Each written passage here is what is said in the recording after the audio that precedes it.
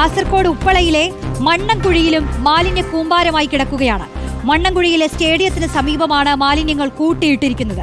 Hotel മാലിന്യം മുതൽ അറവ് മാലിന്യം വരെ ചാക്കിൽ കെട്ടി തള്ളിയ നിലയിലാണ്.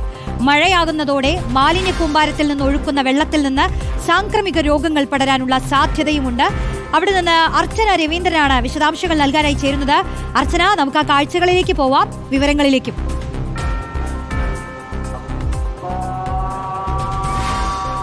രോഷ്നി, അതേ സമാനമായി ഇങ്ങനെ തന്നെയാണ് ഇവിടെയുള്ള വേസ്റ്റുകളും കിടക്കുന്നത് എന്നതാണ്. അതായത് പല ജില്ലകളും നമ്മൾ കണ്ടു. അതുപോലെ തന്നെ കാസർഗോഡ് ജില്ലയിലും ഉപ്പളക്കടുത്തുള്ള സ്റ്റേഡിയത്തോടനുബന്ധിച്ചുള്ള സ്ഥലങ്ങളിലാണ് ഇപ്പോൾ ഇത്തരത്തിൽ മാലിന്യങ്ങൾ കൂട്ടിക്കിടക്കുന്നത്. അറവുശാല മാലിന്യം മുതൽ അതുപോലെ തന്നെ ഹോട്ടലിൽ നിന്ന് വരുന്ന മാലിന്യങ്ങൾ മൊത്തം ഇവിടെ ഉണ്ട് എന്നുള്ളതാണ്. രാത്രിയുടെ മറവിലാണ് ഇത്തരത്തിൽ ഇവിടെ മാലിന്യങ്ങൾ നിക്ഷേപിക്കുന്നു എന്നുള്ളതാണ്. നമുക്ക് കാണുന്ന ദൃശ്യങ്ങൾ കാണുന്ന പോലത്തെ ഒരുപാട് മാലിന്യങ്ങൾ കാണാം. പ്ലാസ്റ്റിക് മാലിന്യങ്ങളാണ് ഇതിൽ അധികവും ഉള്ളതുപോലെ തന്നെ ഇപ്പോൾ ഈ കൂട്ടിയിട്ട് കത്തിച്ച ഒരു സാഹചര്യമാണ്. കഴിഞ്ഞ ദിവസങ്ങളിൽ ഈ ഒരു ഭാഗത്തു നിന്നും ഈ മാലിന്യങ്ങളെല്ലാം കൂട്ടിയിട്ട് കത്തിച്ചിരിക്കുന്നു. അതിന്റെ ഭാഗമായിട്ടാണ് ഇത്തരത്തിൽ ഇങ്ങനെയെല്ലാം കാണുന്നത്. എന്തായാലും ഈ പ്ലാസ്റ്റിക് മാലിന്യങ്ങൾ കൂട്ടിയിട്ട് കത്തിക്കുമ്പോഴുള്ള ആഘാതം നമുക്ക് അറിയുന്നതാണ്.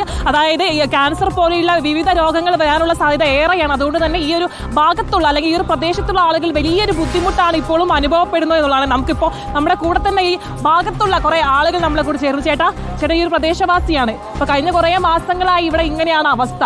എന്താണ് നിങ്ങൾ അധികൃതരോടൊക്കെ കാര്യം അവതരിപ്പിച്ചോ? കഴിഞ്ഞ മാസമല്ല, ഇത് വർഷങ്ങളായിട്ട് ഇതേ സംഗതിയാണ് ഇവിടെ നടന്നുകൊണ്ടിരിക്കുന്നത്. ഏറ്റവും കൂടുതൽ എന്ന് പറഞ്ഞാൽ ഇവിടെ ഒരു ജുമാ മസ്ജിദ് ഉണ്ട്, അംഗനവാടി ഉണ്ട്, സ്കൂള് പരിസരമാണ്. അതായത് എല്ലാ സ്കൂളിൻ്റെ കായിക മേല ഇവിടെ നടത്തുന്നുണ്ട്. സ്കൂൾ കുട്ടികളുടെ പരിശീലനം നടത്തുന്നുണ്ട്. ഈ സ്ഥലത്താണ് ഈ കണ്ടമാന വേസ്റ്റ് ഇവിടെ കൊണ്ടിടുന്നത്. ഇതിനൊരു അധികാരികൾ കണ്ണ് തുറക്കുന്നില്ല. നാട്ടുകാർ എത്ര പരാതി കൊടുത്താലും ഈ പഞ്ചായത്തിൻ്റെ അധികാരികൾ ഇതിൻ്റെ കണ്ണ് തുറക്കുന്നില്ല. ഇതിനെ പറ്റിയിട്ട് മാലിന്യത്തിനെ പറ്റിയിട്ട് കുറേ കുട്ടികൾക്ക് അസുഖം വരെ വന്നിട്ടുണ്ട്. കുറേ അസുഖം ഡെയിലി നമ്മൾ കാണുന്നുണ്ട് ഓരോ ഹോസ്പിറ്റലിൽ പോയിട്ട്. ഇതിന് രാത്രി ഇവിടെ തീയിട്ടിട്ട് നശിപ്പിക്കാൻ നോക്കും, വീണ്ടും കച്ചറ കൊണ്ടിടും. അപ്പോൾ അതിനൊരു പരിഹാരം നമുക്ക് ഈ നാടിന് വേണ്ടിയിട്ട് ഈ അർഹതപ്പെട്ട അധികാരികൾ ഇതിനൊരു ചുമതല ഏറ്റിട്ട് ഈ നാടിൻ്റെ മാലിന്യ മുക്തിയാക്കണമെന്ന് നമ്മൾ പറയുന്നത്. രോഷ്നി, അത് തന്നെയാണ്. രാത്രികാലങ്ങളിലാണ് ഇവിടെ അധികമായി ഇവിടെയുള്ള മാലിന്യങ്ങൾ കത്തിച്ച് നശിപ്പിക്കുന്നത്. ഇവിടെ ഈ ഒരു ഭാഗത്തോടനുബന്ധിച്ച് ഒരു സ്റ്റേഡിയം ഉണ്ട്. ഈ സ്റ്റേഡിയത്തിന്റെ ആളുകൾ, ചേട്ടാ ഇവിടെ സ്റ്റേഡിയത്തിൽ അധ്യാപകരാണെന്ന് തോന്നുന്നു. ചേട്ടാ, കഴിഞ്ഞ കുറേ വർഷങ്ങളായി ഇവിടെ ഇങ്ങനെ തന്നെയാണ്. എന്താണ് നിങ്ങൾക്ക്?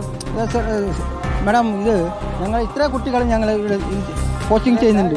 ഇങ്ങനത്തെ വേസ്റ്റ് ചെയ്തിട്ട് ഈ കുട്ടികൾക്ക് എത്ര അസുഖം വരും, അതാണ് ഞങ്ങൾ പറയാനില്ല. ഇത്രേ ഉള്ളൂ. കളിക്കുന്ന കുട്ടികൾ അല്ലെങ്കിൽ ഈ ഒരു ഭാഗങ്ങളിൽ അങ്കണവാടിയുണ്ട്, സ്കൂളുകളുണ്ട്, ഒരുപാട് 200ഓളം വീടുകളെല്ലാം ഈ ഒരു റൗണ്ടിൽ കിടക്കുന്നുണ്ട്. ഈ വീടുകളുള്ള ആളുകൾക്ക് അല്ലെങ്കിൽ പ്രദേശവാസികൾക്കെല്ലാം ഇതുമൂലം ബുദ്ധിമുട്ടാണ് എന്നുള്ളതാണ്. ഈ ഒരു ഭാഗങ്ങളിൽ വ്യക്തമായി തന്നെ കാണാം. ഒരുപാട് വേസ്റ്റ് മാലിന്യങ്ങൾ, പച്ചക്കറികളുടെ അവശിഷ്ടം, ഇതെല്ലാം രാത്രിയുടെ മറവിലാണ് ഇവർ കൊണ്ടുപോയിടുന്നത്. അതുപോലെ തന്നെ കുപ്പികൾ മറ്റും ഉപയോഗിച്ച് വലിച്ചെറിഞ്ഞ സാധനങ്ങളാണ് ഇതെല്ലാം ഈ ആളുകൾക്ക് അല്ലെങ്കിൽ ഇവിടെയുള്ള പ്രദേശവാസികൾക്കെല്ലാം ബുദ്ധിമുട്ടുണ്ടാക്കുന്നു. ക്യാൻസർ പോലെയുള്ള അല്ലെങ്കിൽ ഈ ഒരു ഭാഗത്തുകൂടെ നടന്നു പോകുമ്പോൾ തന്നെ മൂക്ക് പൊത്തി നടന്നു പോകേണ്ട അവസ്ഥ തന്നെയാണ് രോഷിനി. അതായത് അത്രയും പ്രേക്ഷകരിലേക്ക് എത്തിച്ചത്. എന്തായാലും ഈ ശാസ്ത്രീയ മാലിന്യ സംസ്കരണം വലിയ തോതിൽ പുരോഗമിക്കുമ്പോഴും വലിച്ചെറിയൽ ശീലം ഉപേക്ഷിക്കാൻ ജനങ്ങൾ ഇപ്പോഴും തയ്യാറാവുന്നില്ലെന്ന് വേണം മനസ്സിലാക്കാൻ. മാലിന്യമുക്ത കേരളത്തിനായി പദ്ധതി മുന്നോട്ട് വയ്ക്കുമ്പോൾ മന്ത്രിയും അധികാരികളും ഇതൊക്കെ ഒന്ന് കണ്ണു തുറന്ന് കാണണം. ഇതിൽ കൂടി പരിഹാരങ്ങൾ ഉണ്ടാവണം. നമ്മുടെ നാടിന്റെ നല്ല നാളേക്ക് വേണ്ടിയാണിത്, നല്ല ഇന്നത്തേക്ക് വേണ്ടിയാണിത്. മാലിന്യമുക്ത കേരളത്തിനായി നമുക്ക് ഒന്നിക്കാമെന്നേ നമുക്ക് ഒരുമിച്ച് പറയാനുള്ളൂ.